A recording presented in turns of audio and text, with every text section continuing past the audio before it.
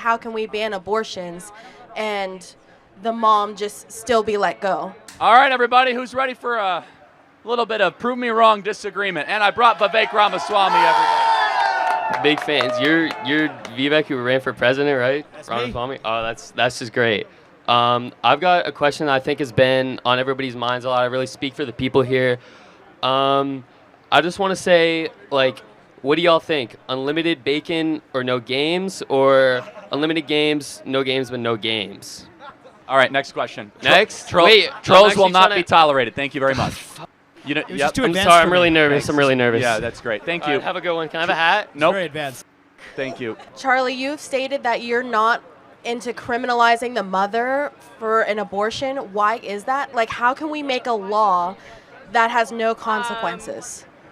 Well, there's two parts of this, right? The first of which is no person should advocate for retroactive enforcement of something that was once legal to then make illegal. We can agree with that, right? Right. No matter what the law is. You cannot claw back. For example, if all of a sudden the government says you can't have a public assembly like this and that is effective tomorrow, they can't go back today and put us all in prison, right? So that's number one, retroactive.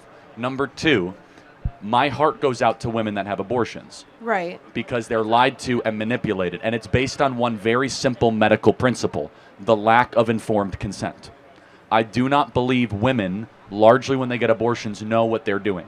They're not given ultrasounds for their baby. They're not informed of the gruesome and graphic details surrounding their procedure. Instead, the justice system should be focused on the abortionists that are actually doing that procedure. Does that make sense? I mean, I guess, but the person also committing the crime, like killing her baby, is, I feel like, should also be held responsible. Like, how can we ban abortions and the mom just still be let go?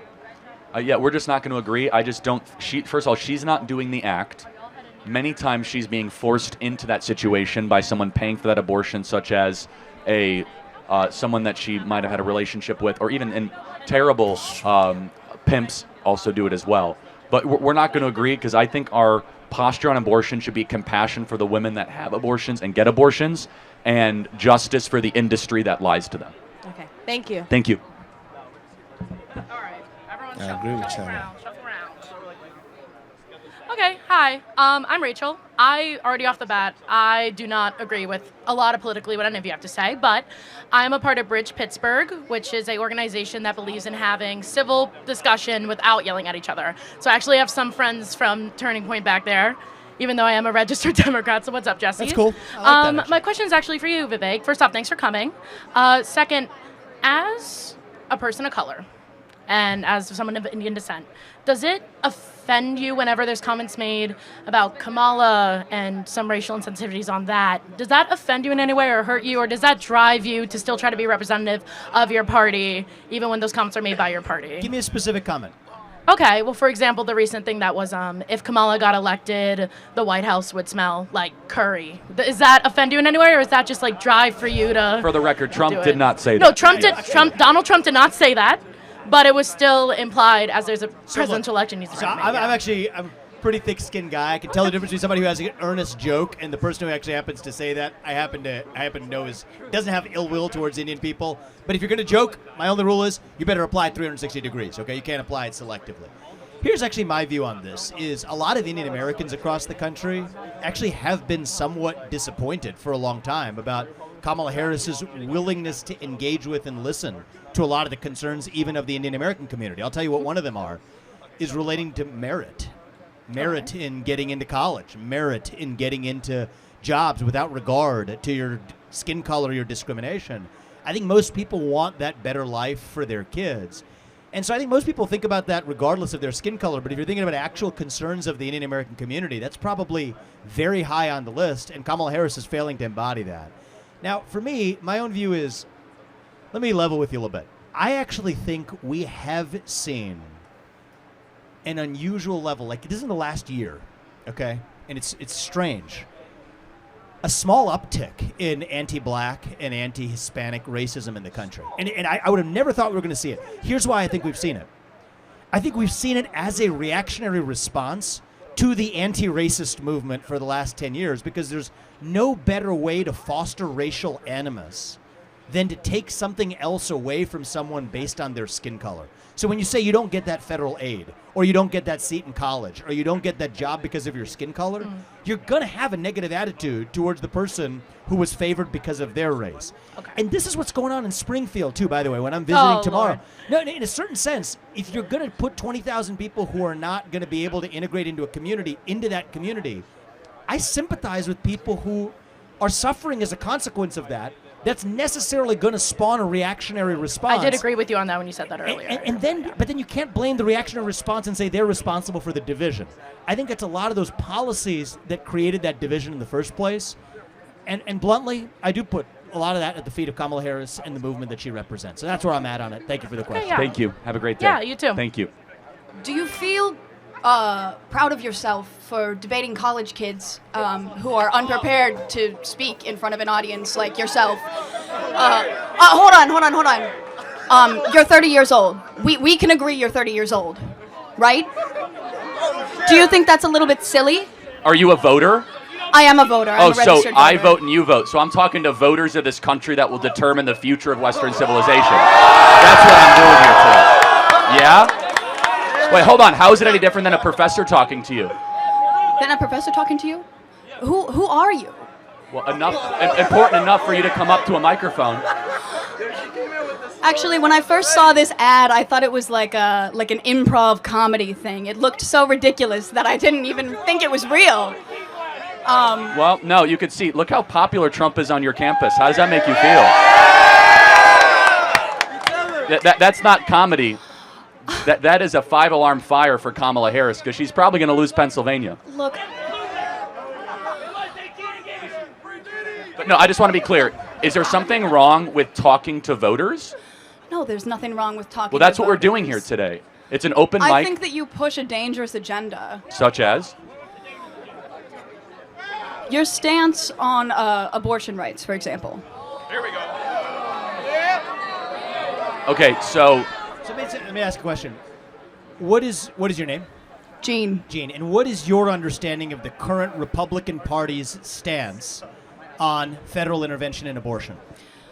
Well, I know that they want to bring it back to the states, right?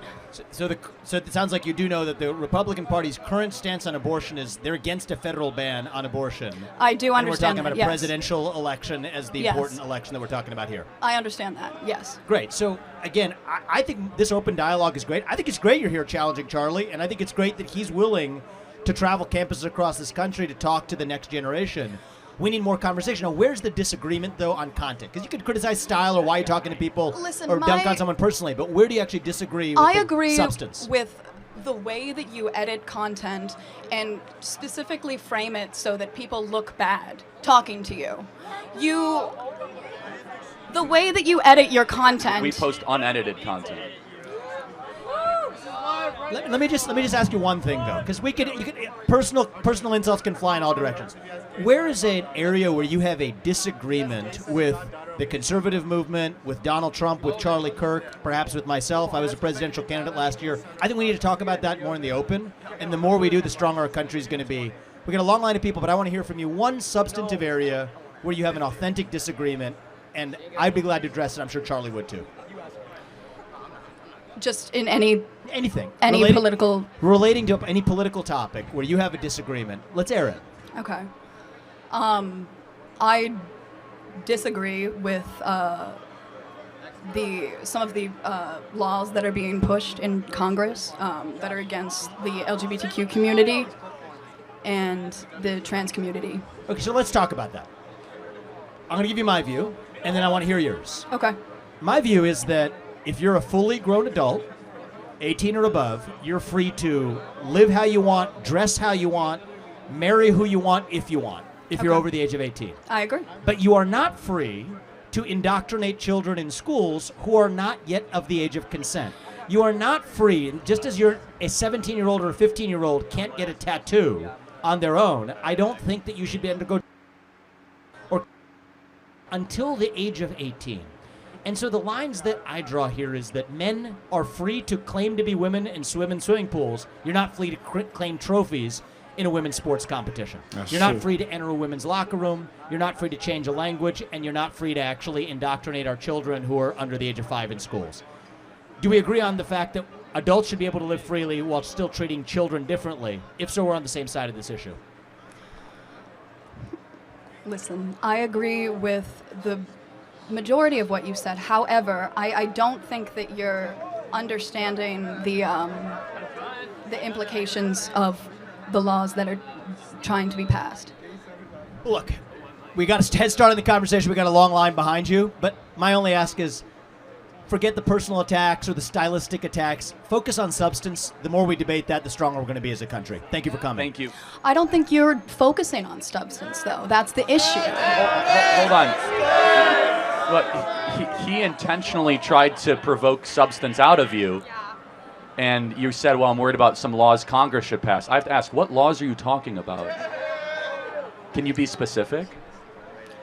I'm sorry, I'm very nervous, but this is what you do. This is what you do. You take people and you put them under the spotlight, and you. Well, hold on. I didn't ask you to come up here. You voluntarily came to the front of the line.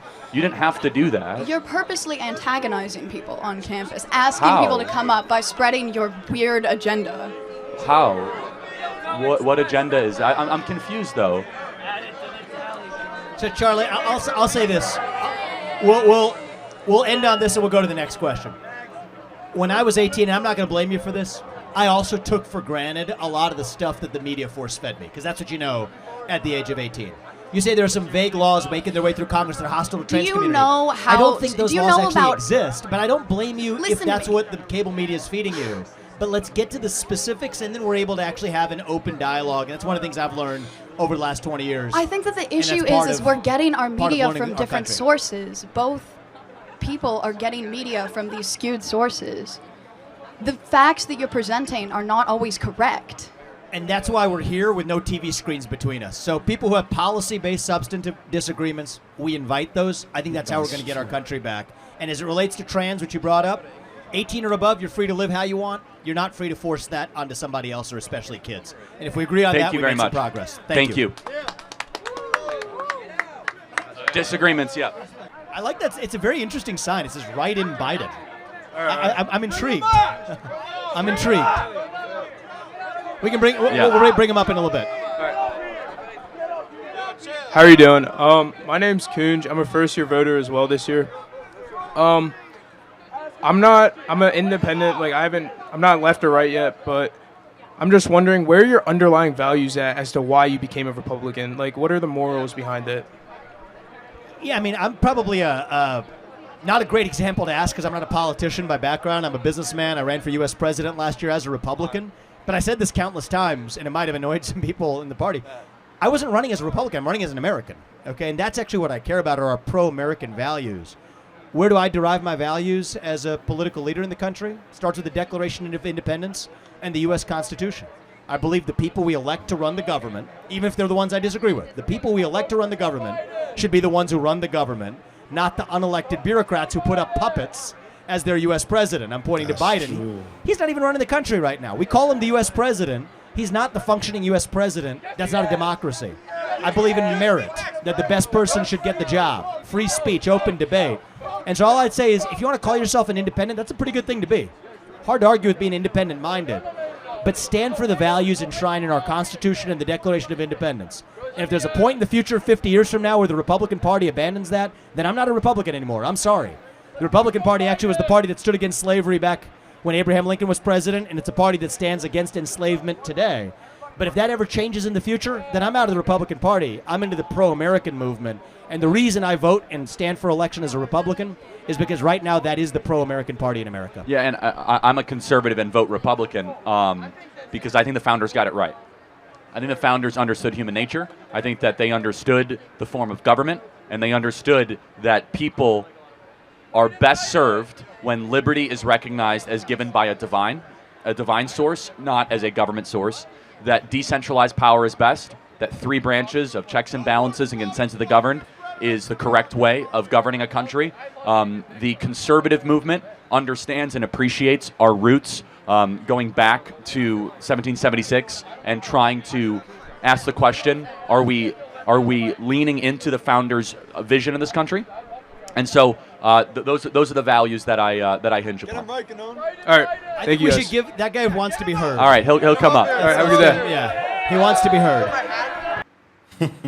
Anyway, I love this. When he made that statement that sometimes we vote in people that are not actually leading. It should be that as far as the citizens are okay voting you into power, we expect you to rule. We expect you to make policy that would help the country. And I think that is where Vivek had issue with Biden. He feels like Biden is there, but he's not the one governing the country. And the same thing we have in our country, most African countries, is like they get into power and they're like puppets. They work for the people behind closed doors that bring them on board. They try to do their bidding.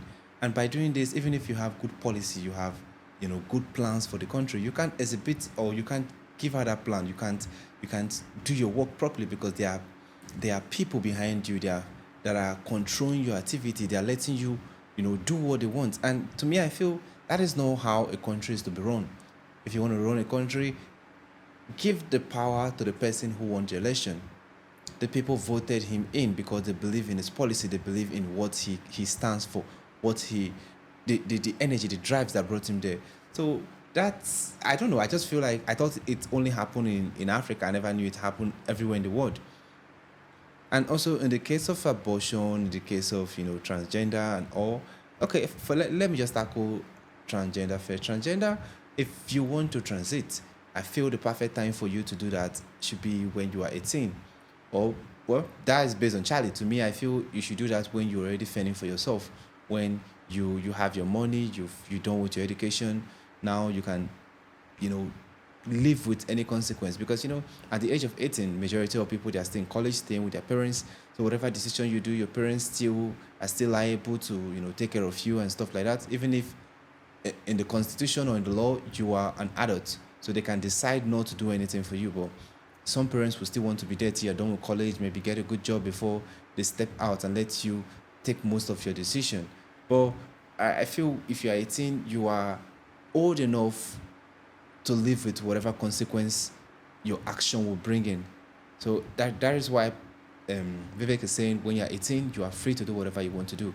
And this indoctrination whereby you want to convince young people to do things that they are not up to the age of doing simply because you feel like, when they are at that age of 14, 13, that is when this puberty blocker drugs will work more effectively. I feel even if at that stage it will work more effectively, I just think that is the wrong stage for them to start taking things like that because they can take decision, insist that they are trans or they are gay or they see themselves as a female whereas they are male. Those are maybe due to peer pressure. And at the end of the day, when they are 18, when they are 20, 25, maybe 30, they might regret that decision because there are so many decisions I wanted to take when I was a bit younger. Sometimes my mom would tell me, Merit, when you grow, you understand. I'll feel like I'm old enough. But, when anyway, I lost my mom a few weeks ago. So if I look back and I just imagine things, I just thank God that at least she was there to correct me. So let's say the government make it possible that parents cannot stop you from transitioning. What if you get to the age of 30 and you find out that, this thing I did, I'm supposed, or you regret your decision, then what will you do then? There are some life-changing decisions that you need to be old enough to take. And I think that is what Charlie is pushing for, or that is what I've seen him push for. He wants everyone to be old enough before you take some decisions. Even if you commit murder at the age of, let's say, 13, 14, your sentence is a bit light, or they will keep you till you are old enough to face that sentence. This is a beautiful one coming from Charlie. I love this, and I want to see more of this like this. If you have any recommendation, let me know in the comment section. It is the first time visiting the channel, click on the subscribe button. Thanks for watching, and remain blessed.